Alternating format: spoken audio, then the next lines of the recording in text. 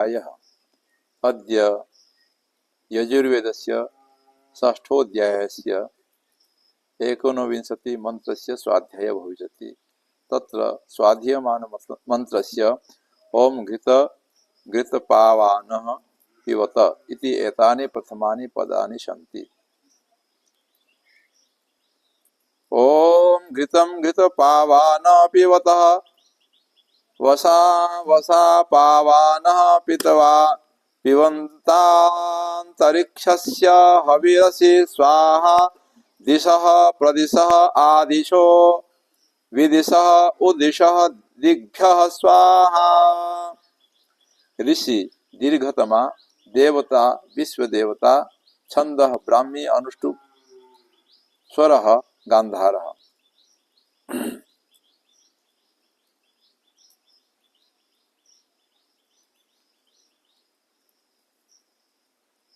विषय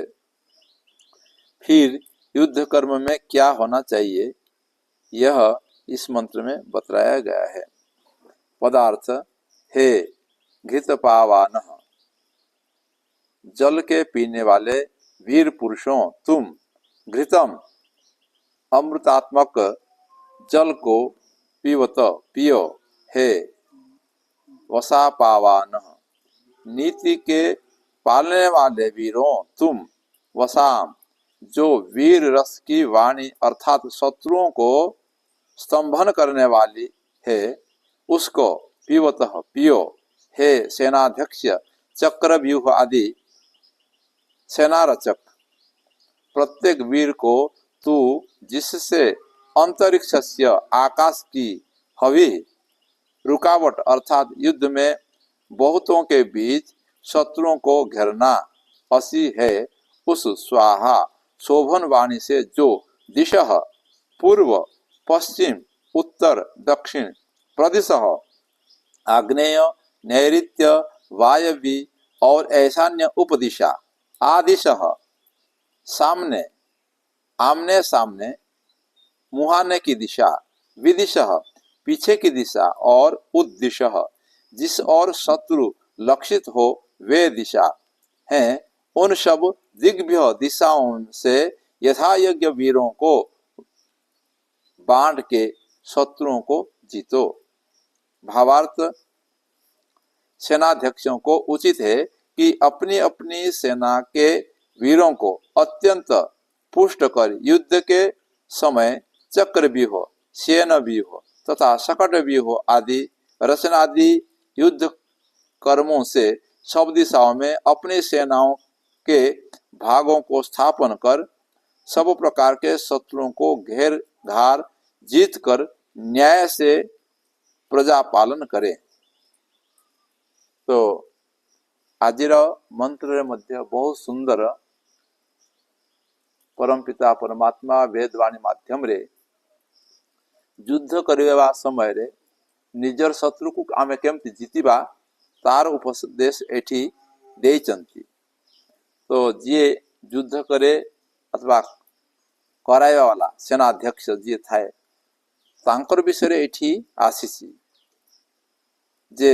हे वीर पुरुष तमे माने तमर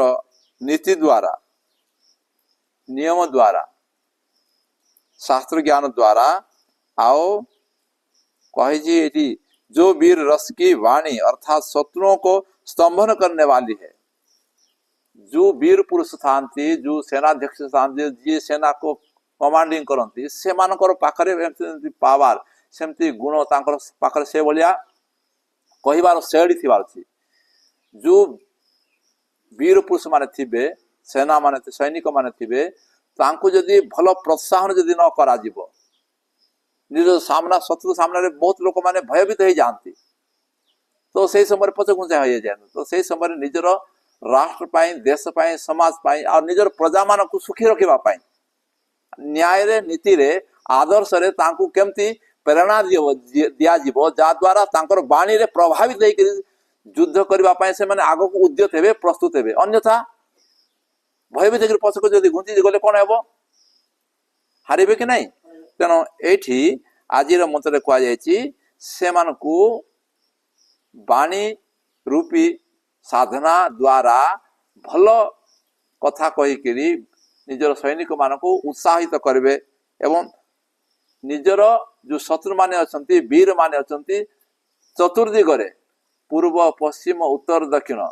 ଆଗ୍ନେୟ ବାୟବ୍ୟ ନୈଋତ୍ୟ ଈଶାନ୍ୟ ଏମିତି ଚାରିଟା ଦିଶା ଚାରିଟା ଉପଦିଶା ଆଉ ଆଗ ପଛ ବାମ ଡାହାଣ ଚାରିଆଡେ ଆଉ କୁଆଡେ କୋଉ ପ୍ରକାରର ଶତ୍ରୁମାନେ ଅଛନ୍ତି ସେ ଶତ୍ରୁମାନଙ୍କୁ ମଧ୍ୟ ଭଲ ଭାବରେ ଚିହ୍ନିବା ପାଇଁ ଚେଷ୍ଟା କରିବା ଆଉ ନିଜର ପାଖରେ ଯୋଉ ବୀର ପୁରୁଷ ସୈନିକ ମାନେ ଅଛନ୍ତି ତାଙ୍କୁ ମଧ୍ୟ ଚିହ୍ନିବାର ଅଛି କାହା ପାଖରେ କେତେ ବଳ ଅଛି କାହା ସହିତ କିଏ ଯୁଦ୍ଧ କଲେ କେମିତି ସେମାନେ ପରାଜିତ କରିପାରିବେ ଦୁଷ୍ଟ ଶତ୍ରୁମାନଙ୍କୁ ସେଥିପାଇଁ ସେ ସବୁ ପ୍ରକାର ଏଠି ଆଗ କାଳରେ ଥିଲା ସବୁ ପ୍ରକାର ବ୍ୟୁହ ଏଠିକୁ ଆସିଛି ଆମେ ମହାଭାରତ ଯୁଦ୍ଧରେ ପଢିଛୁ ଯେ ସେଇଠି ଚକ୍ରବ୍ୟୁହ ଭେଦନ କରିଥିଲେ କିଏ କିଏ ଭେଦନ କରିଥିଲେ ଚକ୍ରବ୍ୟୁହ ଅଭିମନ୍ୟୁ କିଏ ହଁ ଚାରିଆଡେ ଘେରିବି ଆଉ ଜଣେ ମାନେ ମହାରଥୀକୁ ପରାସ୍ତ କରନ୍ତି ତ ସେଇ ସମୟରେ ମଧ୍ୟ ସେ ଚାରିଆଡେ ଘେରିଥିବା ସମୟରେ ନିଜକୁ କେମିତି ବଞ୍ଚାଇବାର ଅଛି ଶତ୍ରୁ ମାନଙ୍କର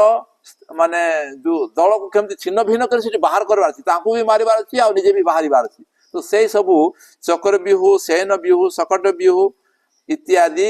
ଅନେକ ପ୍ରକାର ବ୍ୟୁହ ମାନେ ଚାରିଆଡେ ଘେରିକିରି କେମିତି ପରାଜିତ କରନ୍ତି ବଡ ବଡ ମହାରଥୀ ମାନଙ୍କୁ ତ ସେଇ ସମୟରେ ମଧ୍ୟ ଯଦି ସେ ଭଳିଆ ସ୍ଥିତିରେ ଯଦି ଆମେ ଫସି ଯାଇଛୁ ସେଇ ସମୟରେ ଆମେ କେମିତି ତାଙ୍କଠୁ ବାହାରିବାର ସେ ସବୁ ବିଦ୍ୟା ସବୁ ପ୍ରକାର ଜାଣିଥିବା କଥା ଅସ୍ତ୍ର ଜାଣିଥିବା କଥା ଆଉ ସେନାଧ୍ୟକ୍ଷ ଯିଏ ସେନାକୁ ପରିଚାଳନା କରେ ତାଙ୍କୁ ତାଙ୍କର ନିଜର ଶକ୍ତି ସାମର୍ଥ୍ୟ ବୁଦ୍ଧି ବିବେକ ଆଉ କୌଣସି ପ୍ରକାର ଅଧର୍ମରେ କରିବା ନାହିଁ ପୁରା ଧର୍ମ ପୂର୍ବକ ଏଇ ସବୁ କାମକୁ ଯଦି କରିଥିବା ବ୍ୟକ୍ତି ଯଦି ସେଭଳିଆ କାମ ଯଦି କରିବ ତାହେଲେ ନିଜର ସାମ୍ନାରେ ଯୋଉ ଯୁଦ୍ଧ କରୁଥିବେ ଯୋଉ ଶତ୍ରୁ ମାନେ ସେ ଶତ୍ରୁ ମାନଙ୍କୁ ଆମେ ପରାଜିତ କରିପାରିବା ଆଉ ଆମେ ମଧ୍ୟ ସେଭଳିଆ ନିୟମରେ ନିଷ୍ଠାରେ ପରମାତ୍ମାଙ୍କର ନୀତିରେ ରହିବାର ଅଛି ଆମେ ଅନ୍ୟାୟ କରୁଥିବା ଆଉ ତାଙ୍କ ସାଥେ ଯୋଉ ଭଲ ଲୋକମାନଙ୍କ ସାଥେ ଯୁଦ୍ଧ କରିବା ତ ସେଟା ଠିକ କି ତ ଆମେ ମଧ୍ୟ ନିୟମରେ ନୀତିରେ ନିଷ୍ଠାରେ ରହିବାର ଅଛି ତେବେ ଯଦି ଆମେ ଅନ୍ୟ ସହିତ ଯଦି ଯୁଦ୍ଧ କରିବା ତାହେଲେ ଆମେ ଜିତିବା ଆମେ ଦେଖିଛୁ ରାମାୟଣର ଯୋଉ ସ୍ଥିତି ଅଛି ଭଗବାନ ରାମ ବନବାସ ଯାଇଥିଲେ କୁଆଡେ ଯାଇଥିଲେ ବନବାସ ଯିବା ଅବସ୍ଥାରେ ସେ କେବଳ 3 ଜଣ ରାମ ଲକ୍ଷ୍ମଣ ଆଉ ସୀତା 3 ଜଣ ଯାଇଛନ୍ତି ସେ ଅବସ୍ଥାରେ ସୀତାଙ୍କର ଚୋରି ହେଇଯାଇଛି ସେ ଅବସ୍ଥାରେ